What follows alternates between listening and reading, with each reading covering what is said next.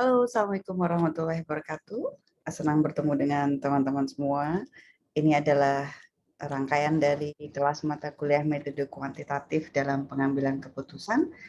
Topik yang akan kita bahas pada sesi ini adalah masalah transportasi atau disebut dengan transportation problem.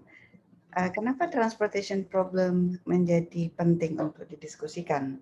Jadi kalau dari aspek metode pengambilan keputusan, masalah transportasi ini masalah yang sama dengan apa yang sudah kita bahas di materi sebelumnya, yaitu masalah penugasan.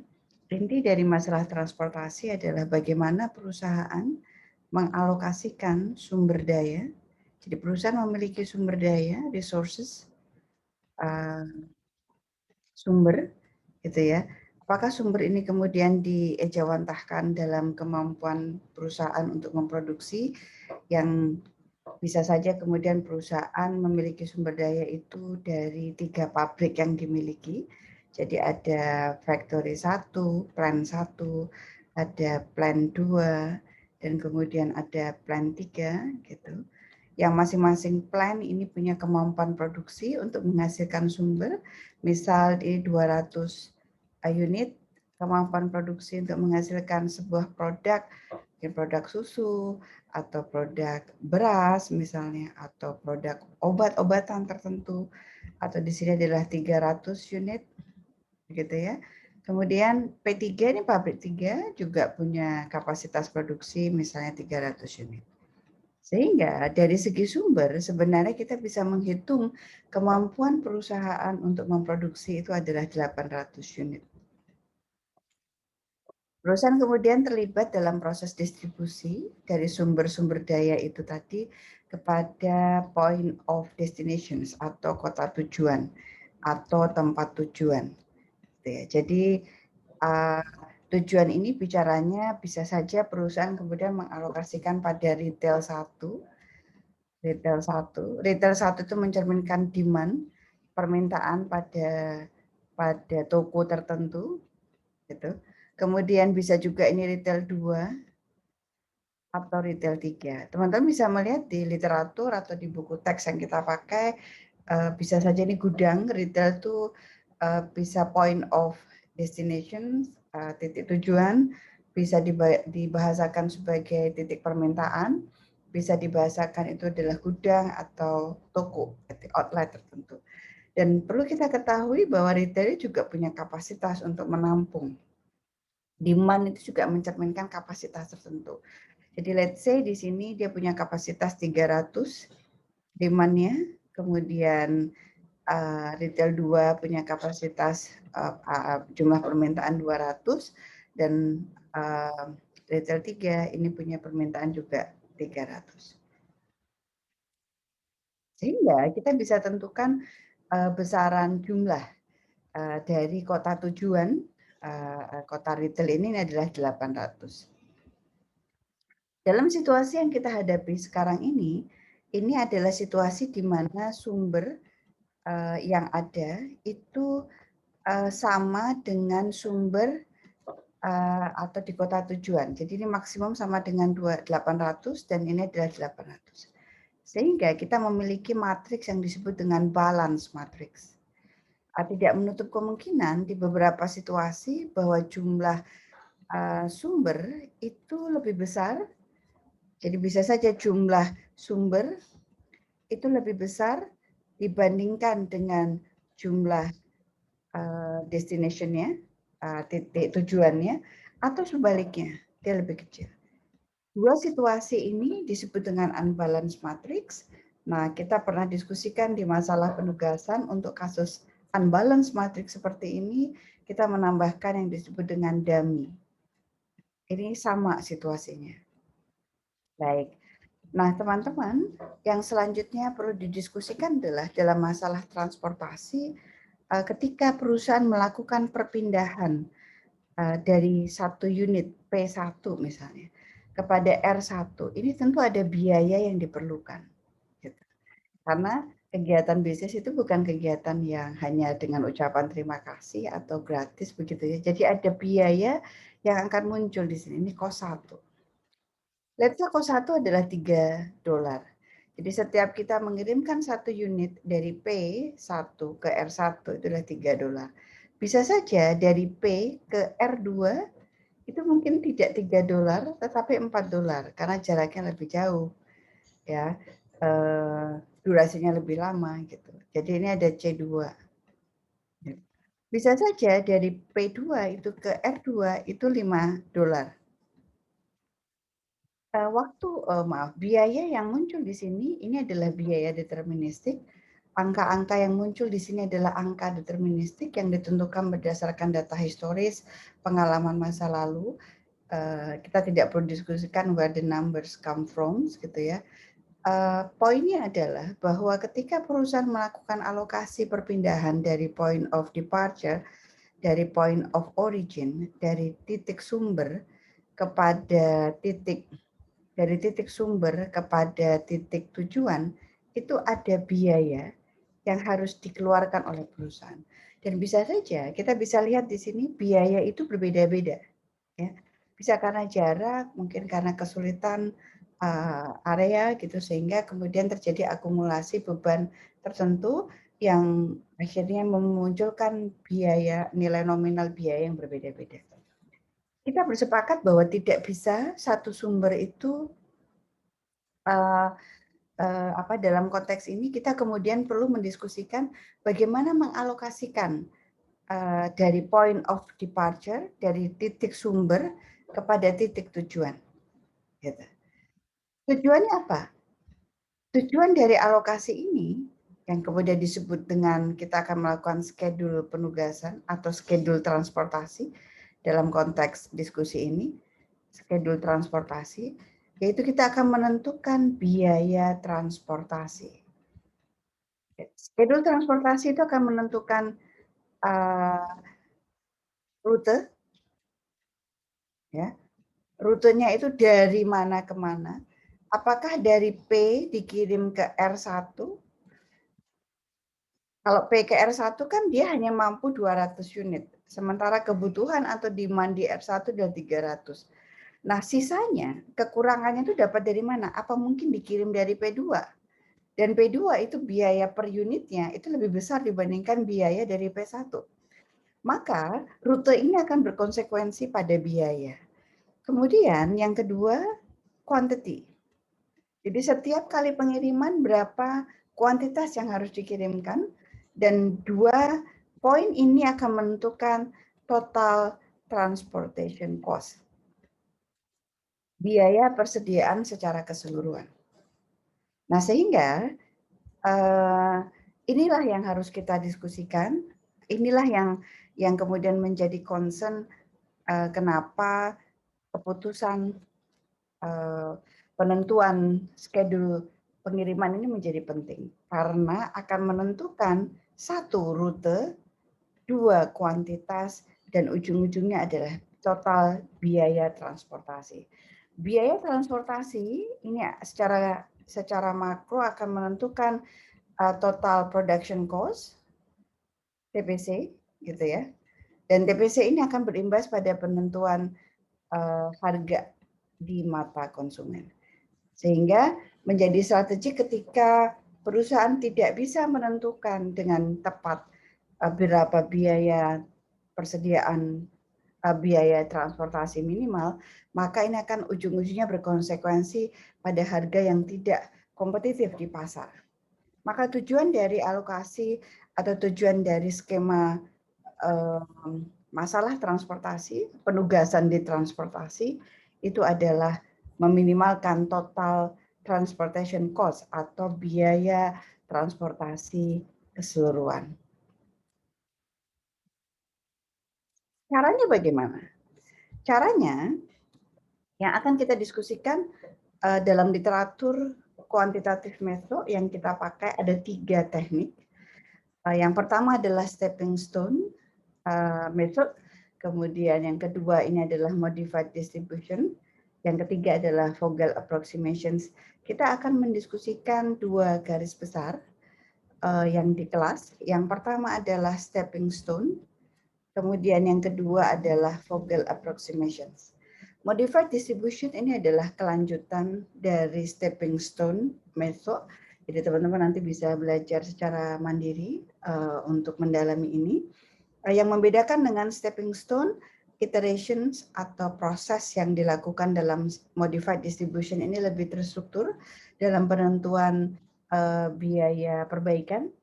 Jadi ketiga metode ini sebenarnya fokus pada biaya perbaikan atau indeks perubahan biaya perbaikan.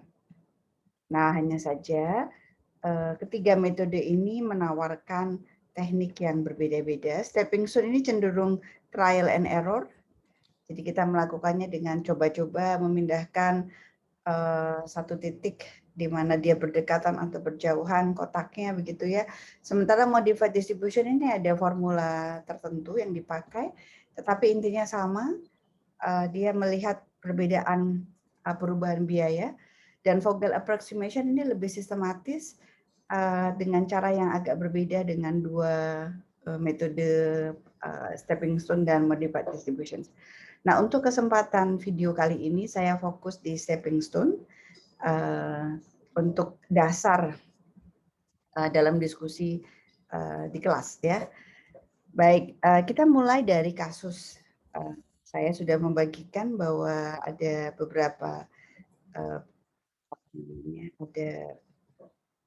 beberapa ilustrasi kasus yang bisa kita diskusikan di kelas ini.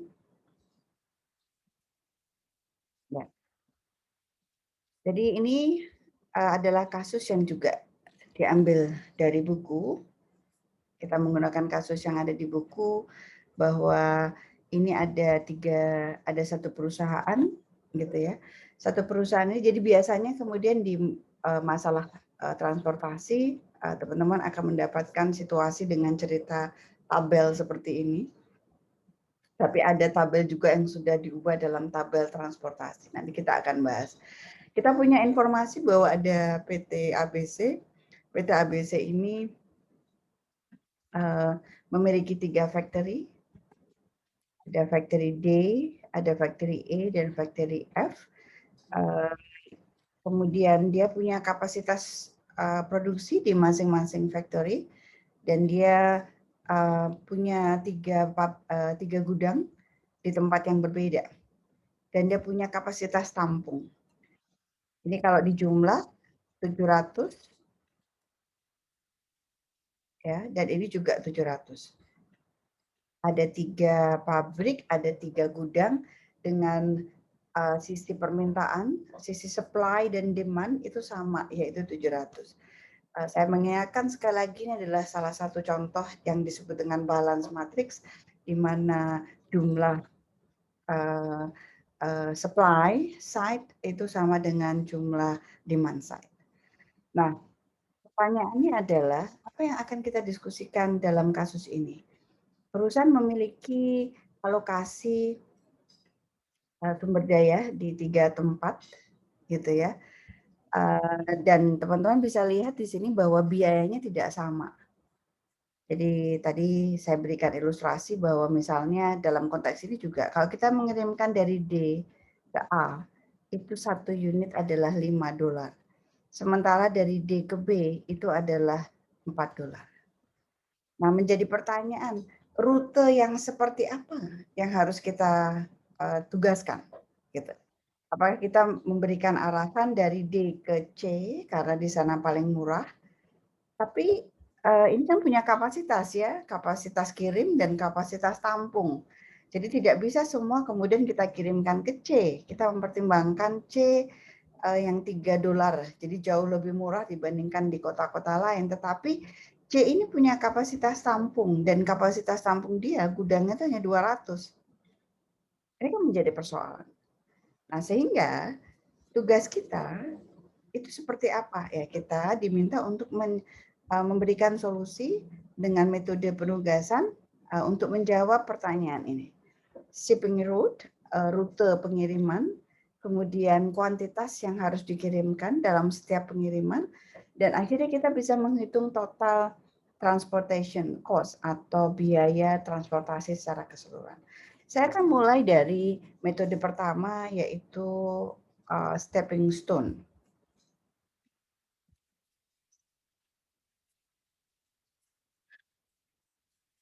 Stepping stone ini mengacu pada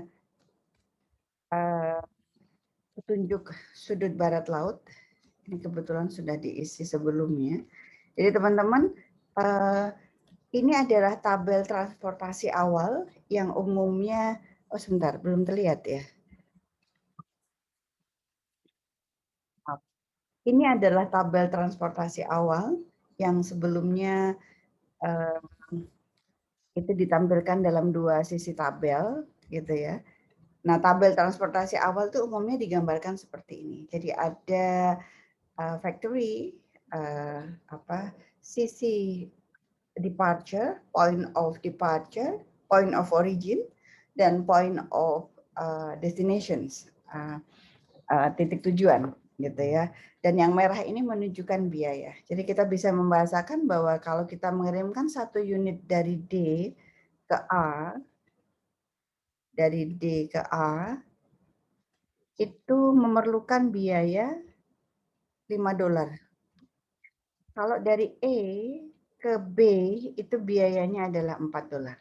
Ini sama persis dengan yang tadi saya ilustrasikan, hanya ini digambarkan dengan tabel awal transportasi.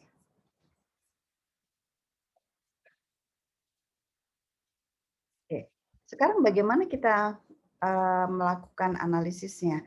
Stepping stone dan modified distribution itu bersumber dari sudut kiri atas. Jadi kita harus mengikuti yang disebut dengan petunjuk sudut barat laut. Northwest corner rule. Ini sudut barat laut.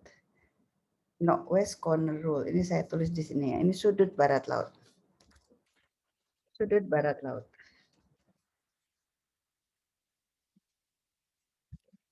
Nah, sudut barat laut itu yang mana? Sudut barat laut itu adalah di sini nih. Jadi kita bersumber di poin D atau di kolom, di kotak D. Sehingga aktivitas yang harus kita lakukan untuk mengisi alokasi dari supply dan demand itu adalah dari titik ini, bukan dari yang lain. Ini aturannya yang ada. Kita harus ikutin saja. Nah, bagaimana kita mengalokasikannya? Kita harus mengalokasikan sejumlah unit tertentu sesuai dengan interaksi sumber, kemampuan untuk produksi, dan kemampuan tertampung. Factory D itu hanya mampu memproduksi 100 unit. Sementara warehouse A itu punya kapasitas tampung 300 unit. Berarti kita hanya bisa mengalokasikan sejumlah yang diproduksi. Berapa? 100 unit. 100 unit. Kenapa nggak bisa lebih dari 100 unit? Wong dibutuhkannya 300. Karena factory D mampunya hanya maksimum 100 unit. Berarti kita selesai dengan D. Kita kirimkan 100 unit dari D, factory D ke warehouse A. Selanjutnya kita isi, kita nggak mungkin mengisi yang B dan C. Nggak bisa, karena D sudah selesai. Ya, ini saya beri tanda X aja untuk bahwa ini tidak mungkin ada alokasi. Nah, kemudian A itu kan kapasitas tampungnya 300 gudangnya.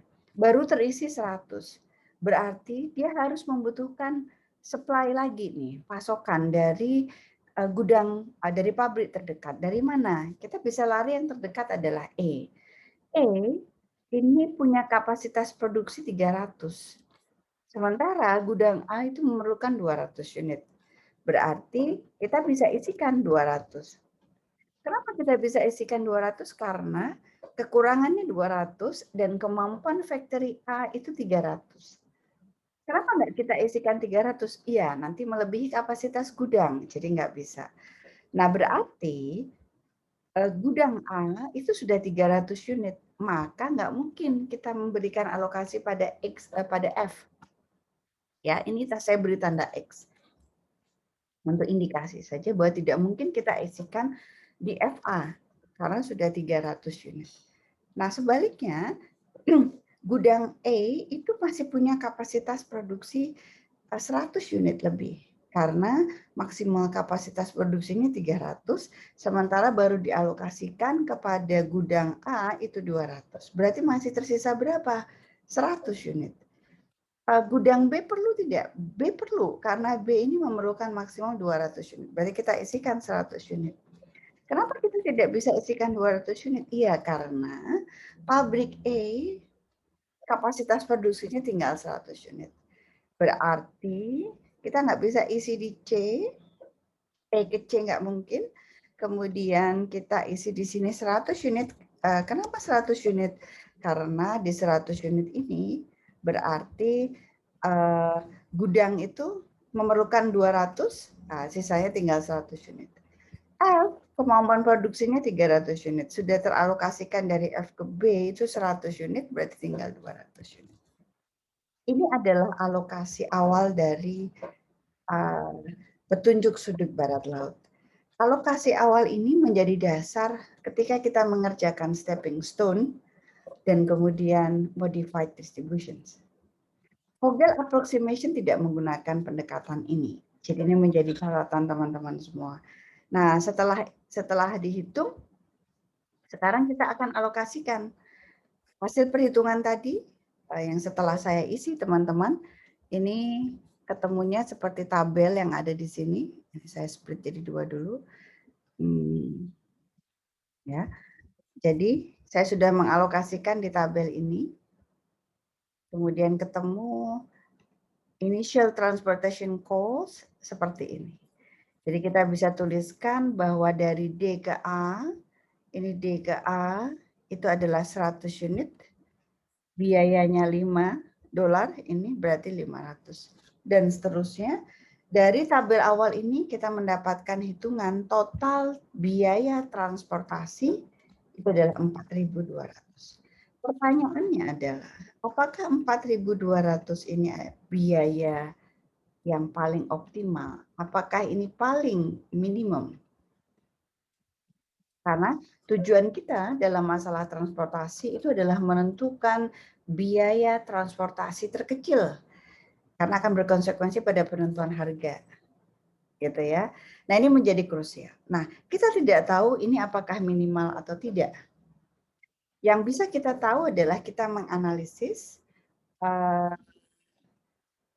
optimalisasi atau apakah nilai 4.200 ini sudah optimal atau belum. Itu yang kemudian dengan test for optimality.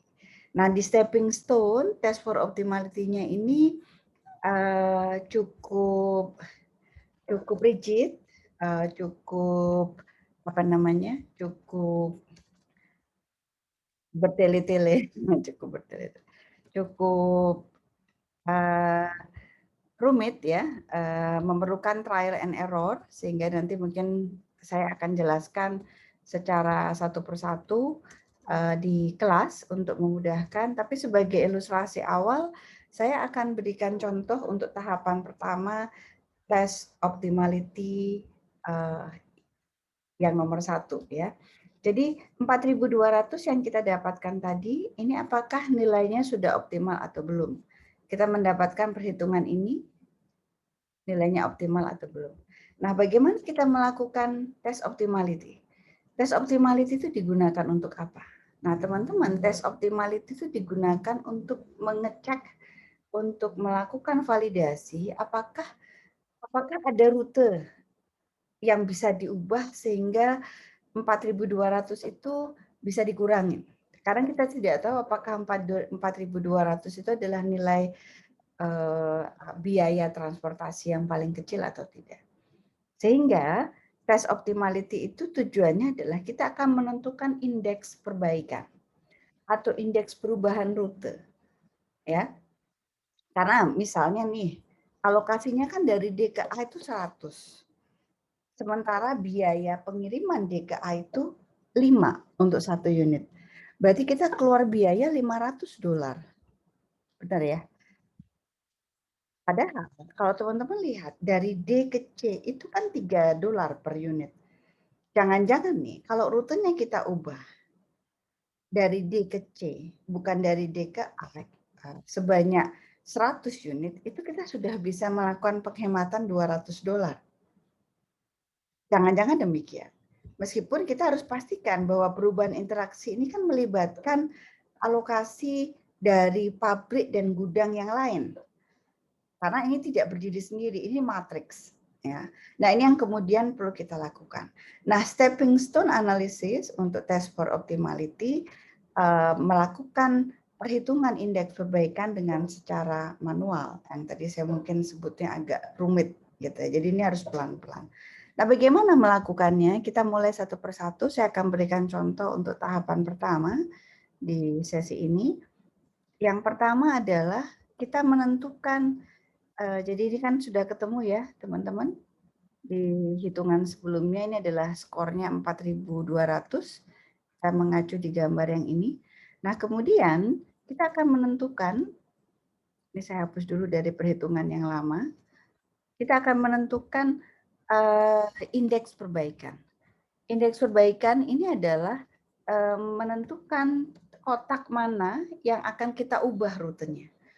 Berarti indeks perbaikan ini berfokus pada kotak atau bujur sangkar atau segi empat yang belum pernah terisi atau belum ada alokasi. Sehingga kalau teman-teman lihat, di sini ada 4 kotak yang belum teralokasi dari rute sebelumnya, 4.200 tadi, itu adalah DB kotak ini, kemudian ada FA, ya, kemudian ada EC di sini, dan kemudian ada DC. Jadi ada 4 kotak empty square atau 4 kotak tidak terisi. Indeks perbaikan menyebutkan bahwa perubahan dilakukan pada kotak yang tidak terisi. Kalau sudah terisi, tidak usah kita ubah karena sudah dialokasikan dan kita sudah tahu konsekuensi biayanya. Dan yang biru ini adalah kotak terisi dengan biaya total 4.200. Jadi nggak usah kita peduliin lagi ya di tahapan ini. Baik. Nah, sekarang kita fokus pada kotak yang tidak terisi. Kita punya 4 alternatif perubahan kotak yang tidak terisi. Berarti caranya bagaimana? Saya akan fokus pada DB. Saya fokus pada DB, berarti kita akan lakukan penambahan. Di sini penambahan plus 1. Ya, kalau kita nambah 1 unit di sini, berarti kita mengurangi 1 unit di DA dan 1 unit di EB. Itu semacam rule of thumb, rumus ya. Jadi kita mengambil dari unit terdekat 1 unit, asumsi kalau kenapa 1 unit? Ya, kita asumsikan dulu saja. Kita melakukan perubahan 1 unit. Tambahkan di sini pindah, terus ini pindahkan ke sini 1. Nilai diagonal tanda diagonal yang ada di sini itu sama. Jadi ini adalah plus. Itu teman-teman bisa tandain ya, itu rumus. Jadi dengan demikian kita bisa menuliskan dari perubahan indeks perbaikannya untuk DB itu adalah plus 1 ya. Plus 1 berarti kan 4 dikalikan biayanya nih. Biayanya kan 4. Berarti 1 unit dikalikan 4 plus 4, ngambil dari sebelahnya minus 5, kemudian plus 8.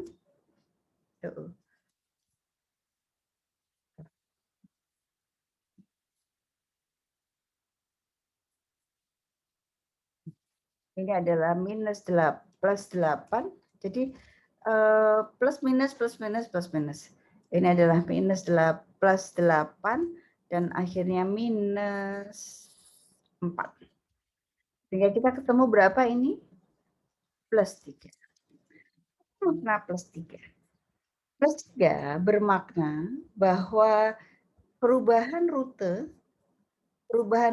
dari DA, jadi perubahan rutenya kalau kita kemudian mengisi D ke B, itu justru akan menambah $3.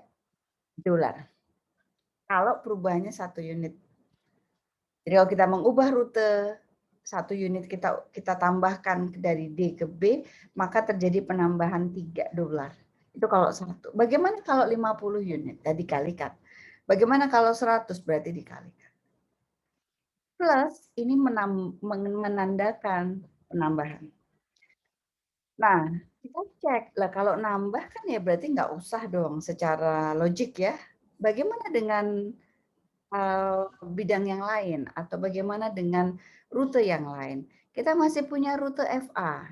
FA ini kita ngubah dari F ke A. Sama. Berarti kalau kita mau mengubah F ke A, kita beri tanda 1 di sini plus. Diagonal sign itu sama plus. Berarti tetangga sebelah terdekat itu adalah negatif. Jadi ini menjadi tanda yang teman-teman bisa hafalin sebagai indikator ya. Gitu. Maknanya sama. Nah, dengan demikian bagaimana kita menuliskannya? Berarti FA itu adalah biayanya berarti plus 9 di minus 7 plus 4 minus 8. Berapa ini? Plus 13 ditambah minus 15. Berarti ini minus 3 ya. Ini minus 3. Benar kan? Ini 15 sama 13 minus 2. Berarti apa makna tanda minus di sini teman-teman? Tanda minus di sini bermakna bahwa perubahan satu unit ke FA dari F ke A itu akan mengurangi $2. Nah, gini. Jadi nilai minus ini menunjukkan pengurangan. Sementara tadi nilai plus menunjukkan penambahan. Ini bisa menjadi titik O. Berarti alokasi transportasi yang kita dapatkan di tabel sebelumnya, kita mendapatkan tabel 4.200, ini bisa saja indikasinya tidak optimal. Karena kita dapat data di sini bahwa kalau kita melakukan perubahan F ke A, itu terjadi pengurangan $2 untuk perubahan satu unit. Kita belum tahu nih EC dan DC gimana? Apakah lebih rendah atau justru lebih tinggi? Nah, kita hitung. Maka kita harus hitung semuanya. Bagaimana melakukan perhitungan yang sama? Teman-teman, DB itu adalah titik, adalah kotak yang berada, ini kotak empty, ya, tetapi 3 kotak terdekat itu terisi 1, 2, 3. Jadi ada polanya ya. FA juga demikian. FA ini adalah 4 kotak, saya beri warna biru ya, ini FA. Tapi kotak-kotak lain, 3 kotak lain terdekat dengan FA itu terisi. Berarti ini adalah 4 kotak berdekatan. 1, kosong. Nah, itu bahasa yang bisa kita pakai. Nah, bagaimana dengan EC? EC itu berada di sini nih. Saya tandain warna hijau ya. EC berarti ada di sini. EC ini hanya punya teman dalam kotak EB. Tetapi DB itu tidak terisi. Kemudian EC juga tidak terisi. Berarti EC ini pakai yang mana? EC nggak bisa pakai DB, tapi dia menggunakan DA. Nah, DA, sekarang kita lihat. DA, baik. 1 EC. Nah, bagaimana kemudian dengan kotak EA? EA terisi, tetapi EC, oh ini DC ya, maaf ya, bukan EC. Saya fokus di DC dulu. Tetapi DC ini, EC juga tidak terisi. Nah teman-teman, untuk kotak DC, karena tidak membentuk pola apakah 4 kotak berdekatan atau 4 kotak berjauhan, maka DC ini no pattern. Nah, kalau tidak ada pola, maka cara perubahan rutenya seperti apa? Nanti saya akan jelaskan. Oke. Saya mulai lagi dengan EC. Bagaimana dengan EC? EC itu di sini ya. EC ini adalah kotak yang kosong. Kita bisa lihat kotak EC ini sama. Jadi 4 kotak berdekatan. Berarti kita isi dari EB, kemudian FB, dan FC. Kecuali yang DC tadi saya sudah jelaskan, ini adalah kotak yang tidak beraturan polanya, sehingga nanti perhitungan indeks perbaikannya cukup spesifik. Nanti saya akan jelaskan. Oke, saya mulai lagi dengan EC. EC berarti plus 3 minus 4, kemudian plus 7 minus 5. Berarti 10 minus 9. Nah, ini plus 1. Plus, tadi saya sampaikan menunjukkan penambahan. Jadi justru tidak bisa menjadi orientasi kita melakukan perubahan. Nah, bagaimana dengan DC? DC ini tidak beraturan. Ya, DC ini tidak beraturan. Nah, sehingga apa yang bisa kita lakukan? Kita beri tanda dulu nih, mana yang menjadi tanda plus, tanda minusnya ya. Kita mulai dari isian pertama. Itu adalah di kotak kosongnya DC. Berarti ini plus, terus kita lompat, karena ini kosong, kita ngambil dari sini. Berarti ini minus. Ya. Kemudian kita nggak bisa lompat ke FA, karena FA kosong. Berarti kita lompat yang terdekat. Ini adalah plus. EC adalah plus. Kemudian yang terdekat lagi minus. Ya. Kemudian terdekat lagi plus. Begitu seterusnya. Kita ambil yang terisi saja kotaknya. Terus ini adalah minus. Kita naikkan. Nah, ini masuk. Nah, ini adalah rute yang tidak beraturan. Beda. Karena tidak ada pola. Yang saya sebut pola adalah 4 kotak berdekatan 1, 0. 4 kotak berjauhan 1, 0. 4 kotak itu adalah square ya, bujur sangkar. Tapi kotak itu bisa saja kemudian membentuk persegi panjang. Mungkin pada iteration optimality yang kedua itu akan membentuk kotak segi panjang ya. Mungkin nanti kita lihat. Nah, sekarang kita hitung dari tanda plus-plusnya tadi ya. Baik, ini saya hitung. Saya coba isi dulu di sini. Berarti plus 3 minus 5, kemudian plus 8 minus 4, kemudian plus 7 minus 5. Berapa ini? Ini adalah 11. 11 ditambah 7 itu 18. Kemudian 10, 14. 18 dikurangi 14 itu plus 3. 18 dikurangi 18 dikurangi 14. Nah, plus 4. Benar ya?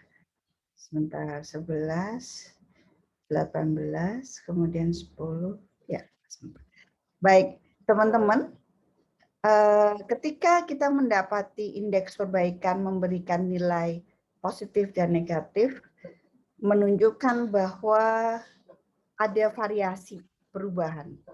Nah, ketika nilai indeks perbaikan itu masih mengandung angka negatif, itu mengindikasikan bahwa disinilah letak titik perbaikan.